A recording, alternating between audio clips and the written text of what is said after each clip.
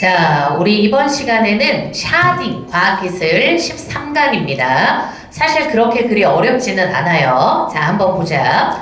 개별적이고 특수한 작업을 수행하는 여러 대의 클라이언트와, 자, 우리 이런 게 되게 중요해요. 지금 글 읽을 때는 개별적, 특수한 작업을 수행하는 게 여러 대의 클라이언트가 있어. 여기와 연결돼서 정보와 서비스를 제공하는 컴퓨터 시스템을 뭐라 그런다? 서버라고 한다. 그럼 여기가 서버의 정의가 되죠? 그럼 딱 봐봐봐. 하나의 서버는 여러 대의 클라이언트하고 연결돼 있겠지. 그지? 자, 그럼 서버는 있잖아. 클라이언트가 요청을 해. 우리 이런 거 나오면 누가 요청했는지를 똑바로 봐야 돼. 송신자가 누구고 수신자가 누군지 이거 갖고 장난을 잘 쳐요. 그럼 1단계 클라이언트가 요청을 하죠. 그러면 거기에 따라서 서버가 작업을 수행하거나 정보를 검색을 해줘. 그리고 클라이언트에게 돌려주는 거야. 되지? 자, 그럼 서버를 구성하는 기계에서 작업을 했잖아. 그럼 제일 중요한 게 이거죠. 클라이언트 요청을 빠르게 지금 어때? 수행을 해야 될 거 아닙니까? 그래서 작업을 신속하고 정확하게 처리하기 위해서는 데이터를 안전하게 관리해야 될 뿐만 아니라, 그럼 일단 당연히 데이터 관리가 중요하죠. 우리 봐봐봐. 요즘에 작년, 올해 보안 문제 얼마나 많이 터졌습니까? 거기에다가 플러스 어때? 신속하게 데이터에 접근해야 돼. 그래서 읽고 쓰는 게 가능해져야 되는 거야. 그럼 이걸 위해서 개발된 게 바로 뭐냐? 기억이라고 나오죠? 분산 파일 관리 체계다. 아, 그러면 자, 칠판 봐.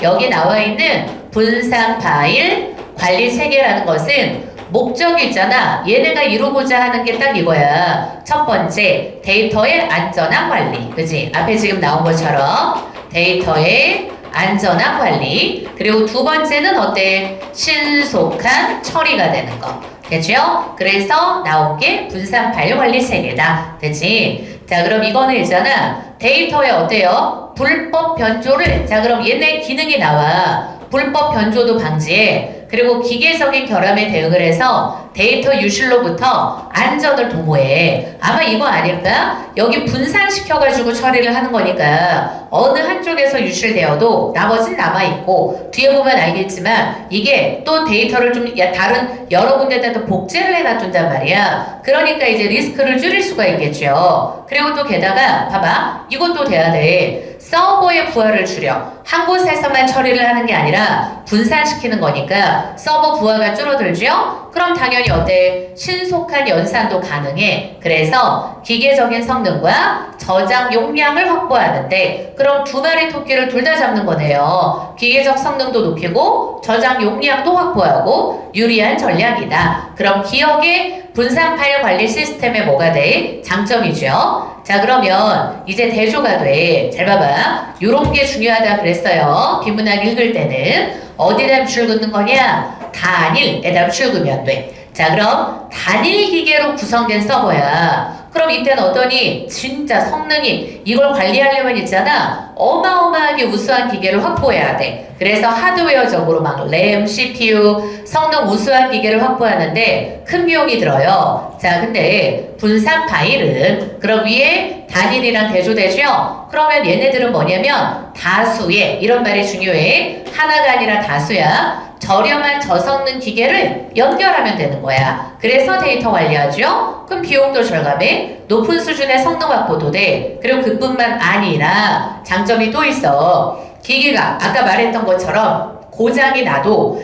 여러 군데다가 분산돼 있잖아. 그럼 당연히 고장나지 않은 쪽은 안전하죠? 해킹 당해도 어때? 단일 서버면 그냥 통째로 다 갖고 가버리잖아. 근데 이거 분산돼 있으니까 전체 탈취가 안 되는 거지. 그지? 그래서 리스크를 관리하는 데도 도움이 되는 거야. 그럼 이거 다 어때? 장점인 거죠. 됐죠? 자, 그럼 이제 샤딩은, 그럼 봐봐봐. 샤딩이 분산 파일 관리 체계의 하위 개념입니다. 알겠죠? 그래서 잘 봐봐. 분산 파일 관리 체계 중 하나라 그러잖아. 그러니까 분산 파일 관리 체계가 종류가 여러 개가 있는데 그 중에 하나가 샤딩이고, 이 글에선 샤딩에 대한 설명을 하는 거야.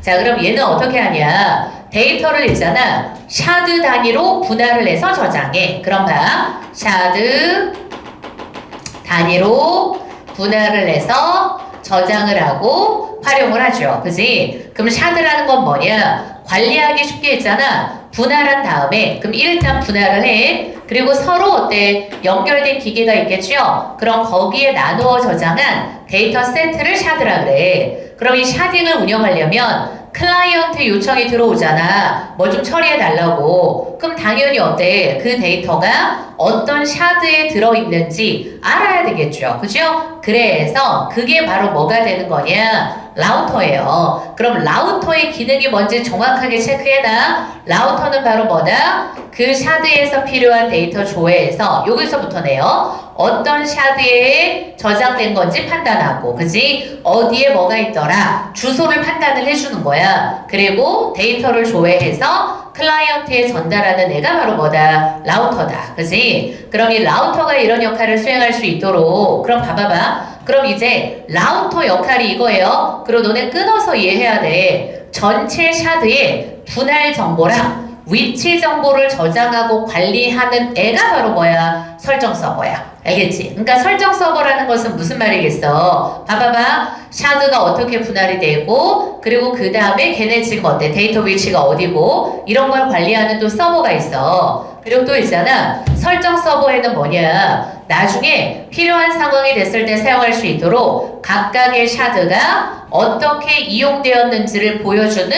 로그 정보가 있어. 그러니까 로그 정보가 일종의 뭐가 되는 거야? 이용 내역에 해당하는 걸 알려주는 히스토리가 저장된 거잖아. 그지? 많이 들어봤죠? 로그라는 단어. 됐죠? 그럼 샤딩을 운용하면 저장소 분산, 그리고 그 다음 또 어때? 저장소 분산되죠? 부하가 한쪽으로 쏠리지 않아. 부하도 분산돼. 그럼 그 유익을 볼 수 있죠. 그럼 저장소 분산은 뭐냐? 샤딩을 통해서 저장 용량이 큰 고가의 기계 대신에 저장 용량이 작은 저가의 기계를 여러 개 합쳐. 그럼 동일 저장 용량. 우리 이런 말이 중요하다 그랬어. 동일한 저장 용량을 확보할 수 있는 거야. 그럼 이때 일반적으로 비용 절감의 효과를 볼 수 있다. 자, 그리고 여기까지가 어때요? 지금 저장소가 분산돼서 효과가 좋은 거야. 그리고 부하 분산은 뭐냐면 데이터 쓰기 읽기 연산을 각 샤드마다 다른 기계가 분산하잖아. 그럼 당연히 신속하죠. 되지? 그래서 여러 가지 장점이 있는 거야. 됐죠? 자, 그런데 장점만 있는 게 아니죠. 뭐도 있어? 약점도 있어. 그럼 그건 뭐냐면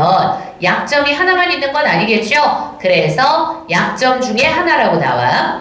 연산에 활용해야 되는 데이터가 여러 샤드에 흩어져 있는 거야. 그러면 생각해봐. 그걸 끌어모아 그걸 또 처리를 해야 돼. 시간 제한이 발생하는 뭐가 일어날 수 있어? 성능 병목 현상이 발생할 수 있어. 그지? 그러니까 이게 관리가 중요한 거지. 그러니까 생각해봐봐.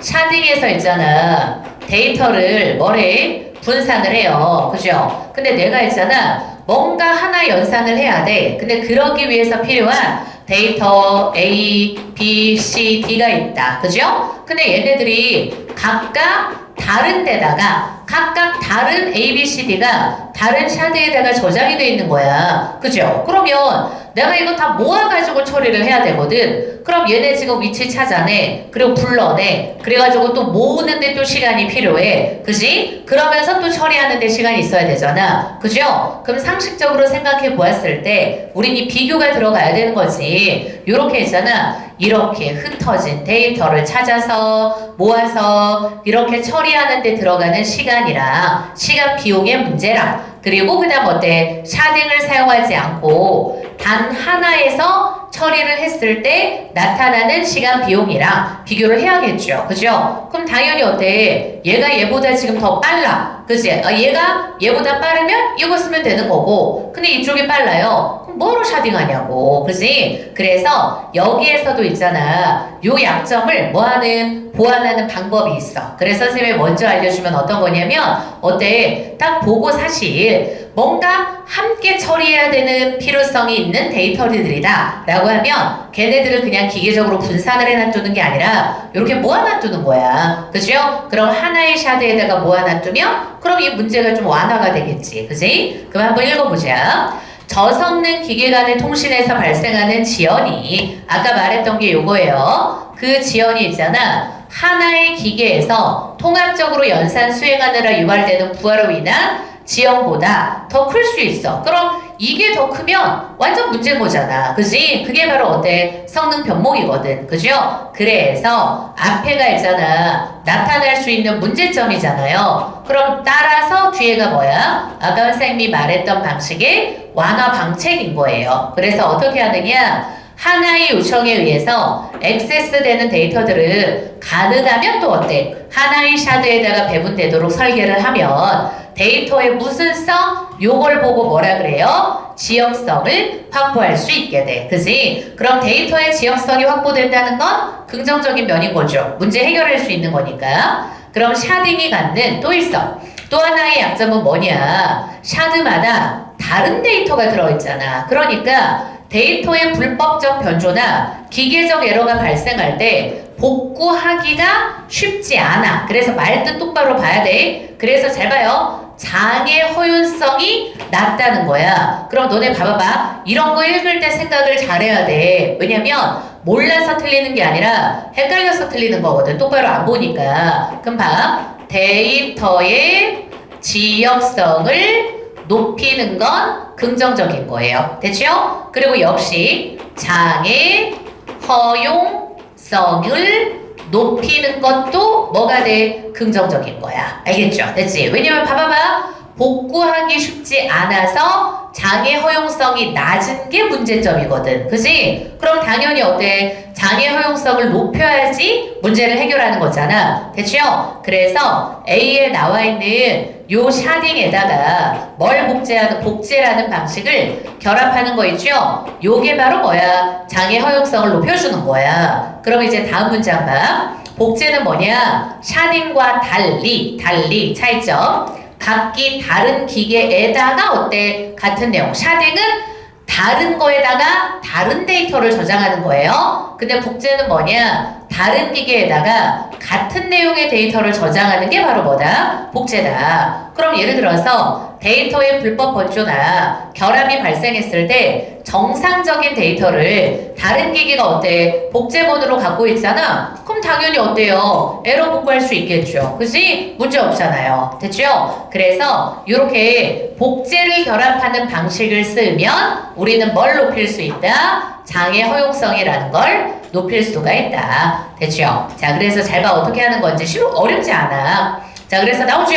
장애 허용성을 뭐 하는 거? 확보를 해야 돼. 여기서 확보한다는 건 무슨 말? 장애 허용성을 높여주는 거야. 그럼 복제에서는 뭐냐? 클라이언트의 일기 요청을 서버가 복제본에서 분산해서 처리할 수 있는 반면 데이터의 추가, 수정, 삭제와 같은 쓰기 작업은 그럼 봐봐봐. 요거 구분해야 돼. 읽기하고 쓰기하고 구분해야 돼. 그럼 읽기 요청은 어때? 복제본에서 처리가 돼. 근데 뭔가 쓰기를 해야 되잖아. 그럼 쓰기는 당연히 어때? 원본이랑 복제본이 단독으로 이루어지면 안 돼요. 그치? 그러면 데이터가 지금 어긋나잖아. 그래서 같이 이루어져야 돼. 그래서 쓰기는 어떻게 돼야 돼? 원본 복제본에 일관되게 적용돼야 돼. 그럼 당연히 어때요? 쓰기에서 속도가 느려지는 문제가 발생할 수 있다. 그러니까 너네 이거 갖고 선생님들이 장난칠 수 있는 거 알지? 읽기에서 속도가 느려지는 게 아니라 쓰기에서 속도가 느려지는 문제가 있다는 거. 됐죠? 자, 그럼 샤딩의 복제를 결합하는 한 가지 예를 들어보자. 어렵지 않아요. 기계가 어때? A, B, C, D가 있어. 그럼 샤딩에 따라서 서로 다른 내용. 봐봐. 샤드는 다른 거 저장해요. 그럼 S1, S2, S3, S4를 각각 저장해. 그리고 그 다음에 복제에 따라서 어떻게 하는 거냐. S1에다가 있잖아. S1을 A에다가 저장할 때 B에도 어때? S1의 복제본 S1 다시를 저장해. 그럼 또 B에는 또 어때요? 내용이 다른 원본 샤드 S2 들어가죠? 그리고 복제본 뭐가? S1 다시를 함께 저장하는 거야. 그럼 같은 방식으로 그럼 C랑 다 쭉쭉쭉 이런 식으로 가는 거야. 그럼 이렇게 가면 어떤 샤드에서 에러가 발생했을 때 에러가 발생하지 않은 샤드의 복제본으로부터 정상적 데이터 넘겨받을 수 있죠? 에러 수정할 수 있지? 그리고 또 어떤 샤드에다가 봐봐봐. 읽기 요청이 쇄도를 해. 아까 우리 읽기는 뭐라 그랬어? 서버가 복제본에서 분산해서 처리할 수 있다 그랬죠? 그럼 그 말은 무슨 말인 거냐? 단독 처리가 가능한 거야. 읽기라는 건. 그지? 그럼 이것도 읽기 요청이 쇄도하죠? 그럼 다른 기계에 복제본이 있는 거야. 그지? 그러니까 예를 들어서 여기 봐봐봐. A에 S1이 저장이 돼 있어요. 그리고 B에는 S2랑 그리고 A의 복제본에 해당하는 S1 다시가 저장이 돼 있는 거잖아. 근데 지금 어떤 거냐면 A가 너무 쏠리는 거야. 그럼 여기에 좀 부하가 걸려. 그럼 어때? 요 S1 처리하는 S1 이거 내용 똑같잖아. 그러니까 읽기는 어디에서 해도 돼? P에서 해도 돼. P가 놀고 있거든. 그죠? 그러니까 읽기는 어때? 독립적으로 가능하다. 근데 쓰는 건 어떻게 한다? 원본하고 복제본 둘 다 같이 일관되게 해야 된다. 그럼 일기 요청이 쇄도하죠. 그럼 다른 기계에 있는 샤드의 복제본에서 처리될 수 있어서 부하 분산이 돼. 이게 무슨 말이에요? 요 말인 거지. 알겠지? 그지? 자, 이제 마지막 문답. 그럼 샤딩에 복제를 결합한다고 해도 기계와 기계의 연결 과정에서 발생하는 시간 지연 때문에 당연하죠. 왜냐면 데이터가 분산돼 있잖아. 데이터의 일관성이 일시적으로 깨지는. 그럼 봐봐봐. 요 말이 중요해요. 일관성이 일시적으로 뭐 될 수 있어? 깨질 수가 있어. 문제를 완전히 극복할 순 없다. 완전히 극복이 안 됩니다. 한계. 그럼 따라서 신속하고 정확하게 하며 저렴하게 데이터를 송수신 저장 처리하는 기술상의 발전이 요청되고 또한 데이터의 활용 방식이나 범위의 변화에 따라 적합한 시스템을 지속적으로 모색해 나갈 필요가 있다. 됐지? 자, 그래서 마지막에 제일 중요했던 거 읽기하고 쓰기하고 구분하는 거. 요걸 주의하면 돼요. 알겠지? 자, 그래서 요렇게 해서 우리 샤딩까지 한번 보았어요.